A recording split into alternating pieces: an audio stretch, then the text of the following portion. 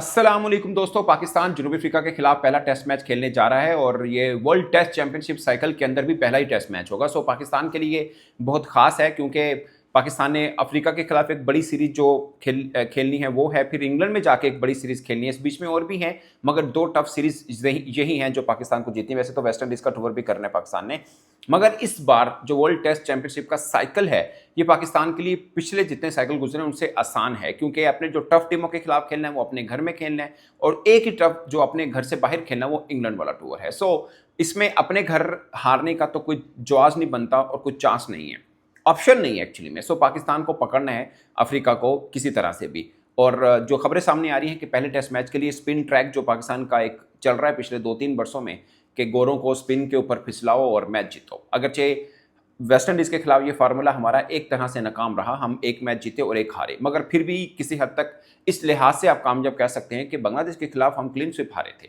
क्योंकि वहां पे स्पिन ट्रैक नहीं बनाए थे। बट फिर भी सवाल ये पैदा जरूर होगा कि जब श्रीलंका जो कि एशियन टीम पाकिस्तान आएगी क्या हम स्पिन ट्रैक बनाएंगे। खैर जब आएगी तब देखेंगे, but at the moment spin track है और पाकिस्तान का प्लेइंग 11 क्या है उसके ऊपर बात करेंगे। मेरे ख्याल में क्या होना चाहिए, एक आधा चेंज है जो टीम बना रही है और जो मेरे ख्याल में वो चेंज ज़रूरी है, और एक खिलाड़ी जिसके साथ थोड़ी ज्यादती होगी उसको प्लेइंग 11 में ना डालना और मेरे ख्याल में जगह नहीं बन पा रही उनकी, वो भी उसके ऊपर भी बात करनी है। पहले उसी पे बात कर लेते हैं, वो है कामरान गुलाम। कामरान गुलाम के फर्स्ट क्लास में 1800 हैं ही, मतलब first class record is better than Babar Azam even, मतलब इनके 1800 हैं जिसमें इंटरनेशनल का 100 आप मिलाने। अब मैं आपको बाबर आजम का बताता हूँ, बल्कि कामरान गुलाम का बताता हूँ। 67 फर्स्ट क्लास मैचेस हैं कामरान गुलाम के और 47 की एवरेज है, 47 की एवरेज है, और 100 इनके 18 हैं, 21 50 हैं जिसमें से एक 50 इंटरनेशनल की और एक 100 इंटरनेशनल कैप। तो जो ये इनका रैकेट है। अब मैं आपको बाबर आजम का बताता हूँ। 96 टोटल मैचेस हैं including 59 of his international test match, मगर बाबर आजम के 96 फर्स्ट क्लास मैच में 42 की एवरेज है, उनकी 47 की है। ठीक है, बाबर आजम के इंटरनेशनल भी इसमें ज़्यादा ऐड होते हैं बट फिर भी, और बाबर आजम के 1200 हैं, उनके 1800 हैं।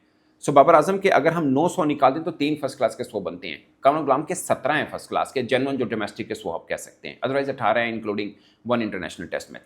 सो ये अच्छा खासा रिकॉर्ड है। और बाबर आजम जब ड्रॉप थे तो यही खेले थे और इन्होंने 100 भी किया था, उसके बाद एक 50 भी की है। ओवरऑल ठीक है, मतलब अच्छे प्लेयर हैं, मुझे लगता है कि ज़्यादा चांसेस डिजर्व करते हैं कि इनको मिलना चाहिए। मगर सिर्फ 6 टेस्ट मैच हैं, अगर एवरेज सिर्फ 28 की है, बट एक 100 और एक 50 इसमें शामिल है और ठीक खेले हैं, बुरा नहीं खेले, मज़ीद चांस मिलना चाहिए। बट पाकिस्तान का प्लेइंग 11 इस तरह का बन रहा है कि इनको चांस मिलना थोड़ा मुश्किल लग रहा है। मैं आपको प्लेइंग 11 बताता हूँ। ऑफ कोर्स अब्दुल्ला शफीक और इमामुल हक ये ओपनर होंगे। 1 डाउन बाबर आजम, 2 डाउन शान मसूद, इन दोनों में स्विच हो सकता है बट मेरा ख्याल यही होगा, बाबर आजम 1 डाउन के ऊपर ही खेलेंगे। जैसे कामरान गुलाम भी 1 डाउन खेले थे जब बाबर आजम नहीं थे, तो या 2 डाउन में भी चले गए, मतलब मूव होते रहे हैं वो। तो ये ऑर्डर बनता है पाकिस्तान का जो पहले 4 नंबर के ऊपर हैं। फिर 5वें नंबर के ऊपर आपके पास मोहम्मद रिजवान है टेस्ट के अंदर। 6ठे में नायब कप्तान सऊद शकील हैं और फिर सलमान अली आगा हैं। तो ये आपके जो बैटर हैं 1 2 3 और 4 7, ये 7 आपके पास बैटर कंप्लीट बैटर हो गया। अब्दुल्ला शफीक, इमामुल हक, शान मसूद, बाबर आजम, मोहम्मद रिजवान, सऊद शकील और सलमान अली आगा। तो ये 7 बैटर आपके पूरे पूरे हो गए।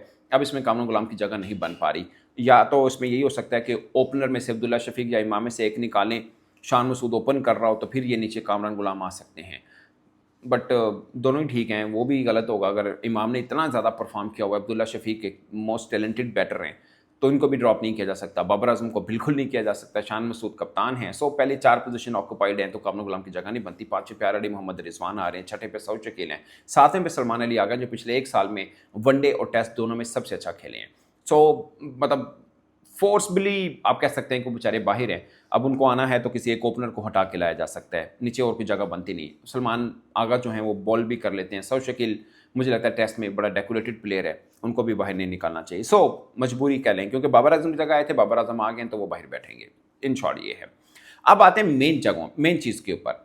3 स्पिनर खेलेंगे। मुझे लगता है कि अबरार नहीं खेलेंगे या नहीं खिलाना चाहिए। जब आपने आसिफ अफरीदी को इतने बढ़ापे में लिया है, आई एम सॉरी टू से, बट मतलब उस एज में लिया है जहाँ पे जो क्रिकेट के मुताबिक बढ़ापा माना जाता है, तो उनको खिलाएं भी आप। तो आसिफ अफरीदी खेलने चाहिए। नुमान अगरचे दोनों लेफ्ट आर्म स्पिनर हैं बट ठीक है, उनको खेलना चाहिए। और साथ में साजिद हैं। तो ये 3 बनते हैं। या फिर आप नुमान को बिठा के अबरार को ट्राई आउट कर लें, बट नुमान ने बहुत परफॉर्म किया हुआ इन पिचेस के ऊपर, तुक नहीं बनता उनको बाहर बिठाना। सो ये है, तो अगर कोई चेंज बन सकती है तो अब अबरार को 2 लेफ्ट आर्म स्पिनर में से फिर आसिफ रिदी बाहर बैठते हैं, बट इतनी एज में उनको लाया गया तो बाहर बिठाने का तुक नहीं बनता। सो थोड़ी कन्फ्यूजन है इस मामले पे, क्योंकि आपके पास 5 स्पिनर है। मैं फैसल अकरम को तो नाम ही नहीं दे रहा, वो भी आपकी टीम के साथ हैं। सो ये सिचुएशन है। अबरार, फैसल अकरम आपके पास हैं। स्पिन की बात करें, 3 आसिफ अफरीदी, नुमान अली और साजिद खान, ये 3 इसमें, तो 5 टोटल स्पिनर हैं। मेरा ख्याल में नुमान अली, आसिफ अफरीदी और साजिद खान, ये 3 स्पिनर बनते हैं। चौथा रह गया एक फास्ट बॉलर। फास्ट बॉलर जो मुझे लग रहा है टीम मैनेजमेंट जाएगी शाहीन शाह अफरीदी के साथ, बट मेरा ख्याल है कि शाहीन शाह अफरीदी को इन पार्टी विकेटों पे क्यों, पार्टी विकेट नहीं है, स्पिन ट्रैक होगा, बट इनको क्यों शाहीन अफरीदी को वहाँ पे खपाना है।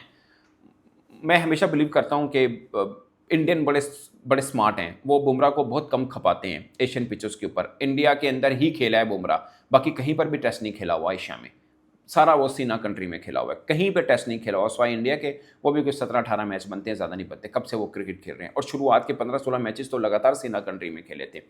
शाहीन अफरीदी ऑफकोर्स वो खुद खेलना चाहेंगे, वो तो किसी भी मैच को छोड़ना नहीं चाहेंगे, बट उनके साथ कम्युनिकेट करके कि भाई टेस्ट में क्यों मतलब बाजू घुमाने, इतने ज़्यादा थकाना, ऑलरेडी इतनी लगातार क्रिकेट खेलते आ रहे हैं।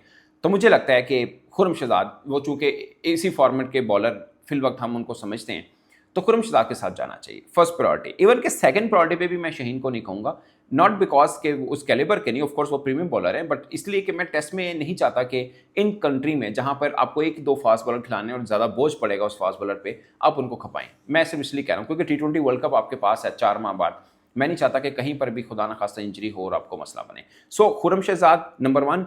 नंबर 2 मैं खुर्रम शहजाद हसन अली के साथ हूँगा। मुझे लगता है कि अगर वो नहीं तो फिर हसन अली, फिर भी मैं शाहीन नहीं कहूँगा। इवन मैं थर्ड में भी मैं कहूँगा आमिर जमाल के साथ भी आप इवन के जा सकते हैं, जो आपके उस फॉर्मेट के प्लेयर। आई डोंट अंडरस्टैंड कि इन्होंने मीर हमजा को क्यों नहीं लिया, मैं समझने से कास्ट हूँ। ट्रस्ट में मैं अब्बास का समझ गया हूँ, क्योंकि अब्बास थोड़ा सा पिच में कंडीशन में स्पोर्ट मिले तो ही इज़ वेरी लीथल, मगर पार्टी विकटें वहाँ पे इनको खिलाने का लॉजिक नहीं बनता। तो मेरा ख्याल वो ठीक था, पेस नहीं है ना इतना, तो मीर हमजा तो बनता था, अगर उनका भी पेस नहीं, मगर इन कंडीशन पे वो अच्छी बॉल कर लेते हैं और आपके रेगुलर फास्ट के बॉलर थे। आई गेस कि शाहीन को वैसे ही रस दे देना चाहिए था, मीर हमजा के साथ जाना चाहिए था इनको।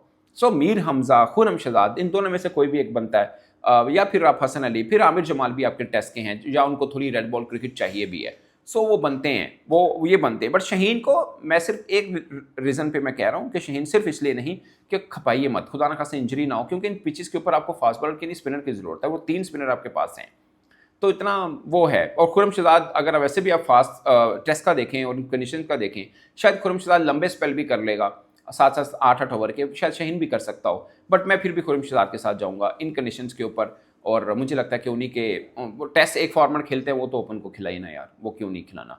और फिर जहाँ पे फास्ट बॉलर्स की ज़रूरत है वहाँ पे, जहाँ पे जैसे 3 स्पिनर यहाँ पे ले रहे हैं, कई ऐसी कंडीशन जहाँ पे आपको 3 फास्ट बॉलर चाहिए, साफ है कि वहाँ पे फास्ट बॉलर्स के लिए साजगार कंडीशन भी होंगे, तो वहाँ पे आप शाहीन को खिलाई, कोई मसला नहीं है।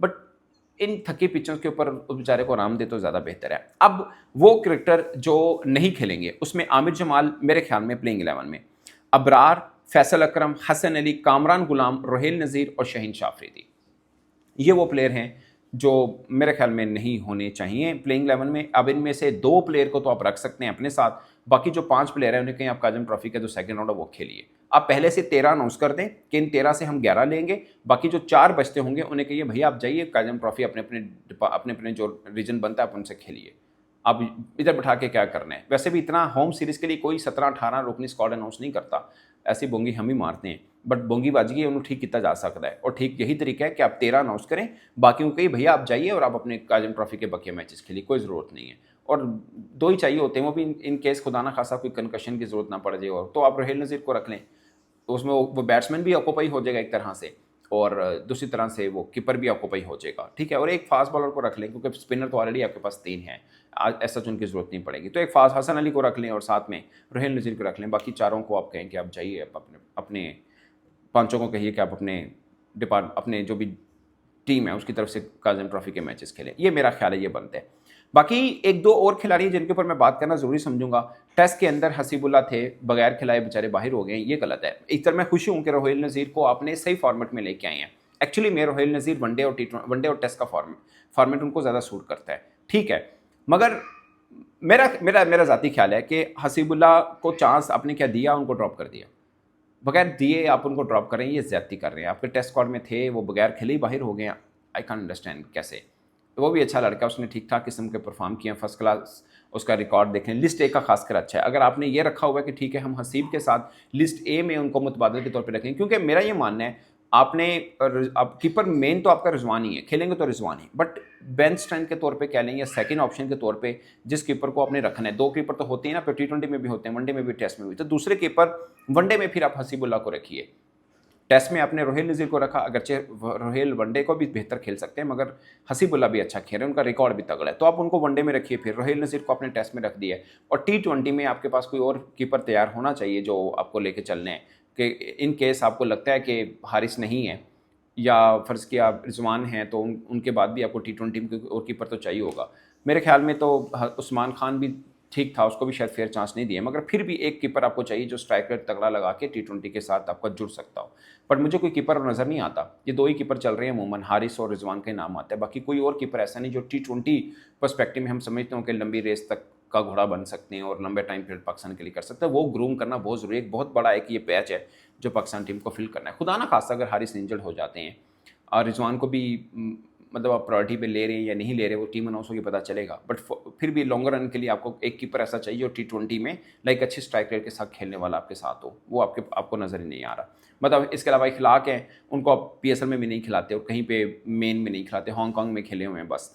और कौन है आपके पास? गाजी गौरी है, वो भी मेरे ख्याल में रेड बॉल का as a keeper he is fantastic, but as a batter उसको थोड़ा परफॉर्म करने हैं। अभी सीज़न उसके लिए शुरू हुआ है। और कौन सा कीपर है जो आपको लगता है कि है T20 पर्सपेक्टिव में शायद बड़े नाम आपके पास नहीं है? तो टेस्ट के लिए दोस्तों मेरे ख्याल में जो प्लेइंग 11 बनती है वो अब्दुल्ला शफीक, इमाम, शान मसूद, बाबर आजम, मोहम्मद रिजवान, सऊद शकील, सलमान अली आगा, खुरम शहजाद, साजिद खान, नुमान अली और आसिफ अफरीदी। मेरे ख्याल में टीम खुरम शहजाद की जगह शायद शाहीन अफरीदी के साथ जाए, बट ओवरऑल ये बनता है प्लेइंग 11। अगेन मैं कह रहा हूँ कामरान गुलाम के साथ, बेचारे के साथ मजबूरी है, वो टीम में नहीं बन पा रहे। इस पर दोस्तों अपनी राय कमेंट के सूत्र में जरूर आएगा। मेरी तरफ से इतना ही, इजाज़त दीजिए, अल्लाह हाफिज़।